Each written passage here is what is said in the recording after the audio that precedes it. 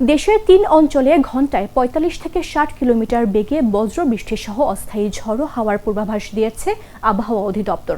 এসব এলাকার নদী বন্দরসমূহকে ১ নম্বর সতর্ক সংকেতে দেখাতে বলা হয়েছে। শনিবার ভোর ৫টা থেকে দুপুর ১টা পর্যন্ত অভ্যন্তরীণ নদী বন্দরগুলোর জন্য দেওয়া এক বিশেষ সতর্কবার্তায় এসব তথ্য জানানো হয়েছে।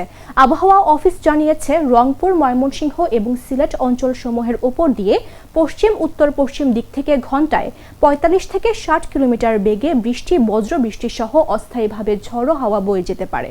এসব এলাকার নদী বন্দরসমূহকে ১ নম্বর সতর্ক সংকেতে দেখাতে বলা হয়েছে। ঈদ লাগছে মনে, খুশির জোয়ার সবখানে, আর ঈদ লাগছে মনে, বিকাশ পেমেন্ট